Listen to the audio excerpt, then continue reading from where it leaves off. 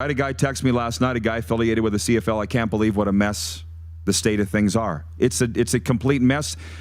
Not entirely of the current people's doing, by the way. This is decades of bad decisions that have caught up with them in the pandemic. Would you agree with that? Right? This isn't slinging manure necessarily at all the current CFL people, but all the bad decisions have caught up with them right now. And I'll get into that more in a moment. But Jim Wagner writes this, Prairie Mobile text line. Good morning, RP crew. Go Jays, go Pats. Oops, Flyers. I lost to the Sabres last night. Yeah. Great show again. Have a blessed Easter weekend all. Stay safe. Here's the problem with the XFL thing. And the more I read, the more I hear. Do you see Matt Sikaros' comments from formerly of TSN 1040 Vancouver? He was on John Hodges' podcast from 3 Down. Okay. See what he said at all? It was tweeted. He said that he's very disappointed and in Farhan Lalji and David Naylor, and told them that he was, that they're reporting somewhat half-baked on this CFL, XFL thing. Sort of like, stop teasing us with hints. Give us the meat. Those guys are really tight friends, by the way. He can go after Farhan, and like they're really good friends, all of 3 of them. But they can only report what they're given by the CFL owners. Farhan as good a reporter as they're going to get, and that's what Dave Naylor hangs his hat on, is being an investigative insider. But if the CFL owners aren't going to give them the details, there's nothing that they can do. I don't think these CFL owners necessarily know what they're doing. And the problem with the merger with the XFL is, will people show up in Montreal, Vancouver, and Toronto to watch the St. Louis Battlehawks or the Houston Roughnecks? I don't know. They weren't showing up to watch the Argos anyways. So let's think about that for a second. But in Montreal and Vancouver, you've got the facilities there saying, yeah, we'll open our doors to the National Football League. It is a slap in the face to the CFL, to the Lions and the Alouettes. I don't care how you say it, or that the Alouettes have a great relationship with the people that own and run Olympic Stadium. Who cares? Like, you're in a marriage here, and you're inviting the third party. Come on into the bedroom. I don't know. Most of us think that's weird. There's websites for that stuff. You know what I mean? Yeah. You're in a relationship here. What are you doing?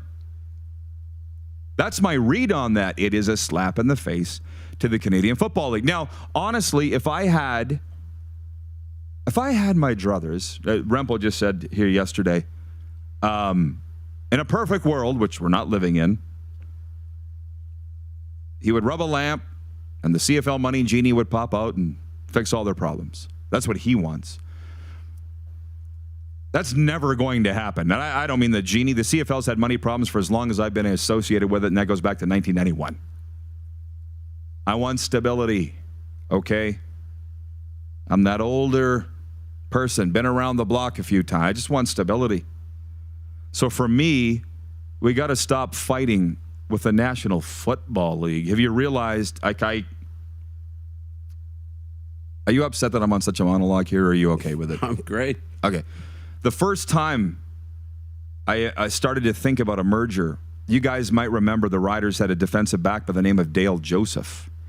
And it was 1999. It was my first year with the Riders. We were doing a pregame show at Casino Regina. We used to do that. It was big. People showed up for it. It was awesome. They don't do that stuff anymore. And I said to Dale, we should be a farm league for the NFL. And that year the Riders were 3-15. They were really bad, right? And they were $3 million in debt. Worst stadium in the league. It was the bottom of the barrel. Worst era in Rider history was 1999, my first season. And Dale Joseph, I'll never forget, who was cool as hell. And he's from Houston. He had a black leather, like a Payne Stewart hat backwards, you know, the way the guys wear it. Mm-hmm. And he said, no, then people would think we're second rate. 22 years later, people are saying the same thing. Second rate or not, you're dying. So I would, honestly, my perfect world is forget about the CFL, XFL. I would like to see the NFL Canada concept. I really would.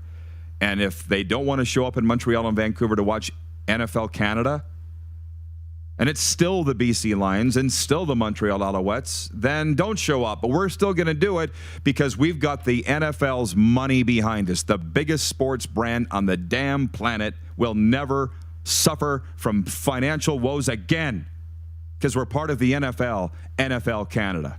And I'm sorry, but it was not sustainable the way that it was. Rod's ran for Bronco Plumbing and Heating. Mention I sent you and get 10% off. I'm just saying, pie in the sky here. You got two of your markets opening their doors to the NFL right now. What are we doing there? What are we doing here? Where are you on that? You don't let me put my feet on the couch, but you're going to let him? Exactly. You don't wear that for me under your clothes. Oh, I'm boring now? Sorry, I'm throwing it to you. I know, but that's all I can think about. Yeah, it is. It's a tough spot to be in, you know.